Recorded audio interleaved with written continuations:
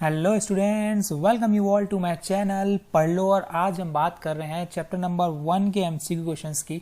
ये top 15 MCQ questions हैं जो आपके लिए बहुत इंपॉर्टेंट है। अगर ये क्वेश्चंस आपने कर लिया तो आपका ऑलमोस्ट पूरा चैप्टर कंप्लीट हो जाएगा बच्चों। इसके आगे और कुछ करने की जरूरत नहीं पड़ेगी और इसी टाइप के ही क्वेश्चंस एग्जाम में पूछे जाते हैं। तो ये मैंने आर.डी. शर्मा से टॉप 15 क्वेश्चंस आपके लिए लाए हैं। इसकी कर लो, ये सॉल्व कर लिए, पूरी प्रैक्टिस हो जाएगी और कुछ करने की जरूरत नहीं पड़ेगी। तो चलिए ये वीडियो एंड तक देखिए ताकि आपका पूरा प्रिपरेशन अच्छे से हो जाए। तो क्वेश्चन नंबर 1 क्या बोलता है? If two positive integers a and b are expressible in the form a equal to P Q square and b equal to P cube Q square and p and q are prime number, then LCM of a comma b is. और 4 option आपके पास given है। तो LCM का formula सबसे पहले पता होना चाहिए। तो एलसीएम का फॉर्मूला होता क्या है? एलसीएम का फॉर्मूला अगर देखोगे तो ये है एलसीएम का फॉर्मूला इन्वॉल्व। ठीक है, तो जितने भी फैक्टर्स इन्वॉल्व हैं उन सबका हमको लेना है प्रोडक्ट, उनका हाईएस्ट पावर का प्रोडक्ट, है ना। एल मतलब लीस्ट होता है, लेकिन हमें पावर क्या लेना है? हाईएस्ट लेना है। अब निकालेंगे कैसे, सबसे पहले देख लेते हैं। अगर हम ए की बात करेंगे तो वो क्या दिया हुआ है? वो दिया है पी क्यू स्क्वायर। ठीक है, और अगर आप बी की बात करोगे तो वो कितना दिया हुआ है? P cube Q square. अब देखो एकदम सिंपल सा क्वेश्चन है, कुछ भी नहीं है, हमें एलसीएम की बात करनी है। एलसीएम मैंने क्या बताया? जितने फैक्टर्स इन्वॉल्व हैं सबसे पहले तो वो लिख लो और उनका प्रोडक्ट कर दो। फैक्टर्स इन्वॉल्व एक p दिख रहा है और एक q दिख रहा है। अब ये दोनों प्रोडक्ट हो गया दोनों का। अब इनका हाईएस्ट पावर ले लो। जैसे इन दोनों में p का हाईएस्ट पावर क्या दिख रहा है? 3, तो ये p क्यूब बन गया। अब q का हाईएस्ट पावर क्या दिख रहा है? वो 2 ही है, तो 2 बन गया। तो इसका एलसीएम क्या आ गया? p cube q square. देखो यही आंसर है और इसको सॉल्व करने का क्या है? एकदम सिंपल सा कॉन्सेप्ट है।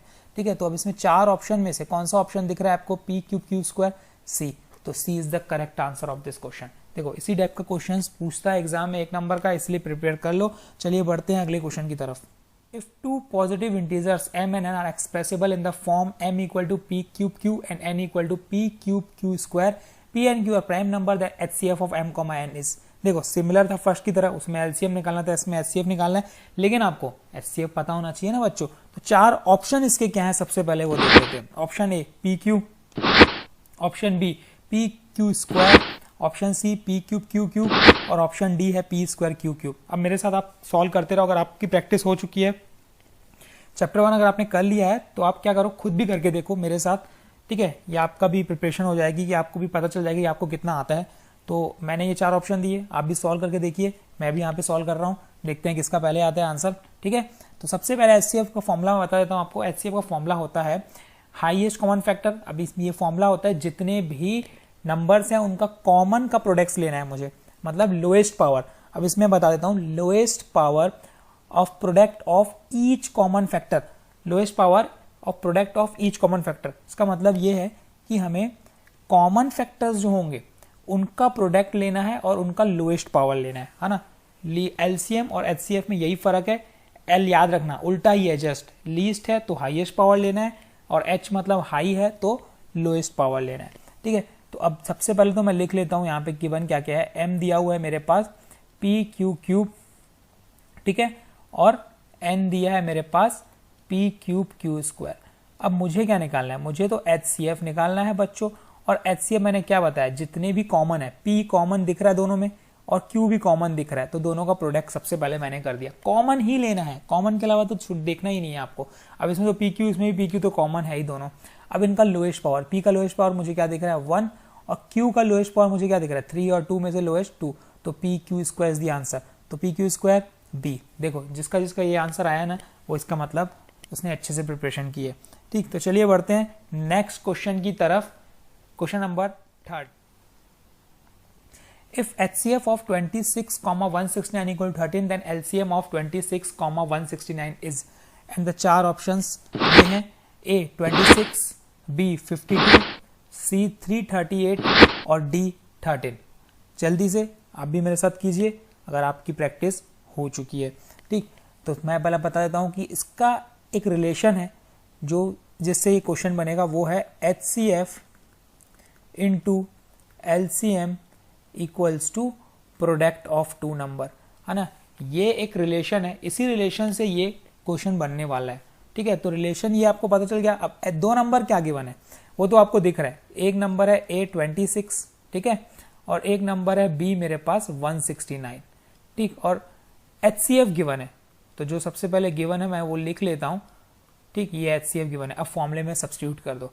HCF दिया हुआ 13, हाँ ठीक है मैंने पुट कर दिया।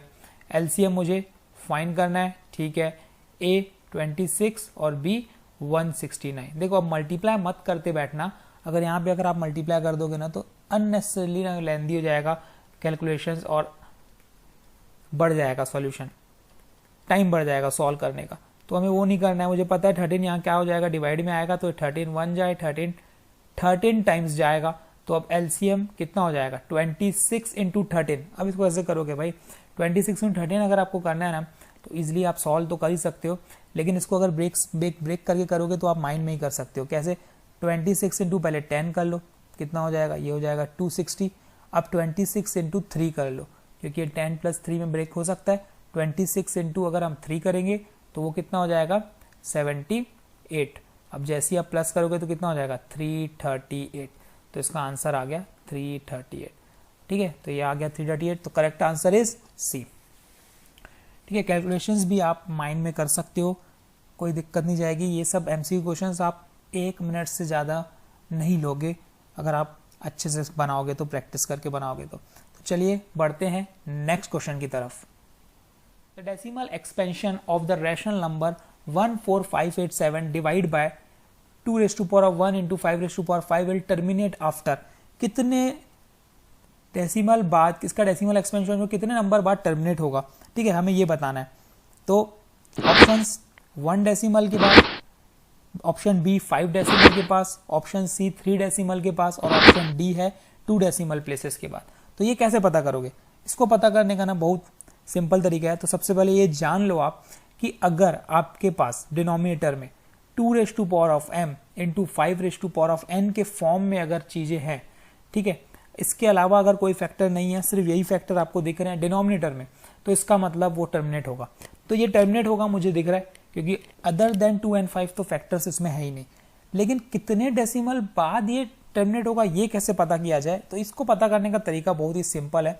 जैसे मैं बता देता हूँ, 14587 डिवाइडेड बाय 2⁻1 इंटू 5⁻5। इसको आप 10 के फॉर्म में बनाओ। 10 के फॉर्म में कैसे बनाओगे, अच्छा यहाँ पे पावर में 5 है, इसके पावर में 1 है। अगर मैं इसमें नीचे ही 2⁻4 मल्टीप्लाई कर देता हूँ और ऊपर भी 2⁻4 मल्टीप्लाई कर देता हूँ, तो ये नीचे क्या बन जाएगा 2⁻5 बन जाएगा। अगर आप ध्यान दोगे तो ये क्या बन जाएगा 2⁻5 इंटू 5⁻5, है ना। ऊपर क्या है 14587 इंटू 2⁻4 मतलब 16। आपको कुछ करने की जरूरत नहीं है, उससे कोई फर्क नहीं पड़ता। अब अगर आप बात करोगे 2 और 5, देखो पावर सेम हो गया, तो एक प्रॉपर्टी होती है 14587 इंटू 16 डिवाइडेड बाय, एक प्रॉपर्टी होती है, ये अगर पावर सेम होता है तो हम उसको बाहर कर सकते हैं, तो मैंने बाहर कर दिया। तो अब ये क्या बन गया 14587 इंटू 16 डिवाइडेड बाय 10⁻5। अब 10⁻5 का मतलब क्या होता है कि नीचे 5 0 है, तो इसका मतलब ये हो गया कि जब इसको हम सॉल्व करेंगे तो 5 0 अगर नीचे है तो ऊपर कितने नंबर के पहले पॉइंट लगेगा, 5 नंबर के पहले पॉइंट लगेगा। ये सिंपल सा कॉन्सेप्ट है ना, बचपन से पढ़ते आ रहे हैं। अगर सपोज 23/10 है तो ये क्या होता है, एक नंबर के पहले पॉइंट लग जाता है, तो मतलब 2.3 बन जाता है। अगर ये 231/100 होता तो हम क्या करते हैं, इसको 2 नंबर के पहले पॉइंट लगा देते, तो ये 2.391 हो जाता, पीछे से 2 नंबर ना। अगर ये सपोज होता 1314 डिवाइड बाय 1000 होता, तो हम क्या करते, पीछे से 3 नंबर के पहले पॉइंट लगा लेते, तो 1.314 हो जाता। तो वैसे हो क्या रहा, देखो 3 0 है तो 3 के पहले पॉइंट, 2 0 है तो 2 के पहले पॉइंट, 1 0 है तो 1 के पहले पॉइंट। यहाँ पे अगर डेसिमल 10⁻5 है तो कितने डेसिमल के पहले पॉइंट आएगा, वो आएगा 5 डेसिमल के प्लेसेस। तो B is the correct answer of this question. तो ये कंप्लीट हो गया, बहुत ही आसान क्वेश्चन हैं। चलिए बढ़ते हैं नेक्स्ट क्वेश्चन की तरफ। Decimal expansion of 31 divide by 2⁻3 into 5 square will be. Option A terminating, option B non terminating, option C non terminating and repeating, and option D non terminating and non repeating. अभी previously मैंने आपको बताया है कि अगर denominator में 2 और 5 factor आपको दिखता है तो इसका मतलब आप क्या बोलोगे उसको, टर्मिनेटिंग। मतलब अगर डिनोमिनेटर में आपको 2 raise to power of m into 5 raise to power of n का फैक्टर दिखता है तो इसका मतलब वो क्या कहलाएगा, वो कहलाएगा टर्मिनेटिंग। तो अब मुझे दिख रहा है इस क्वेश्चन में, अगर मैं इसमें ध्यान दूंगा तो मुझे क्या दिख रहा है, 31 divide by 2 raise to power of 3 into 5 square. तो ये मुझे इस फॉर्म में दिख रहा है, ठीक है। तो इसका मतलब ये क्या है, ये है टर्मिनेटिंग। तो इसका मतलब option A is the correct answer. देखो कितनी आसानी से हो गया, ठीक है, कुछ सेकेंड्स में ही बना सकते हो आप, ठीक। तो चलिए बढ़ते हैं नेक्स्ट क्वेश्चन की तरफ। The HCF of two number is 18 and their product is 12960. Their LCM will be. The options are option A 420, option B 600, option C 720 और option D है 800।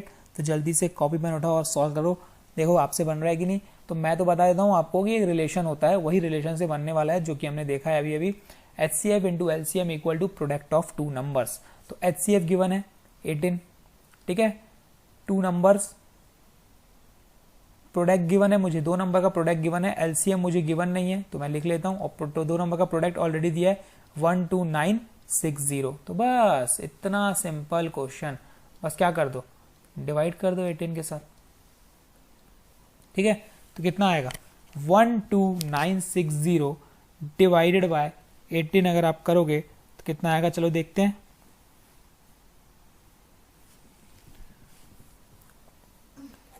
ये 1 टाइम में जाएगा, ये आएगा 720 टाइम्स, तो एलसीएम आ गया 720। तो ऑप्शन क्या दिख रहा है आपको, option C is the correct answer of this question. तो चलिए बढ़ते हैं नेक्स्ट क्वेश्चन की तरफ। HCF and LCM of 12, 21, 15 respectively are the option A 3140, मतलब ये आएगा 3,140 है ना, ऑप्शन बी 12,420, ऑप्शन सी 3,420 और ऑप्शन डी 4,203। तो चलिए देखते हैं इसमें से कौन सा है। HCF और LCM में दोनों फाइंड करना है, तो HCF LCM कैसे फाइंड करते हैं, ठीक है। HCF और LCM के लिए हम क्या करेंगे, सबसे पहले सबका हम क्या करेंगे, प्राइम फैक्टराइजेशन कर देंगे, 12 का, 21 का और 15 का। तो 12 का करेंगे तो कितना होगा, 3 4 टाइम्स, 2 2 टाइम्स, 2 1 टाइम, ठीक।